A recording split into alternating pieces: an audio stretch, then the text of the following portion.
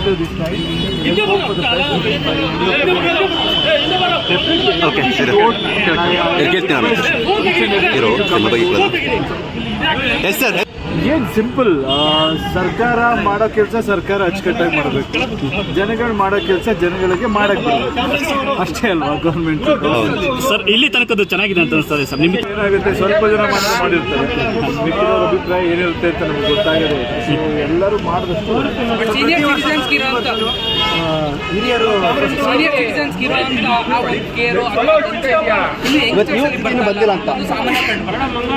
ಮಾಡ್ತಾರೆ. Last time ಹೀಗೆ ಹೇಳ್ತಾ ಇದ್ರೆ ಆಮೇಲೆ ಪರ್ಸೆಂಟೇಜ್ ಜಾಸ್ತಿ ಆಯಿತು. By end of the day ಅದ್ರ ಬಗ್ಗೆ ಮಾತಾಡೋದು. ಲೋಕಸಭಾ ಎಲೆಕ್ಷನ್ ಯಶ್ ಅವರ ಕನಸಿನ ಭಾರತ ಹೇಗಿರ್ಬೇಕು ಅಂತ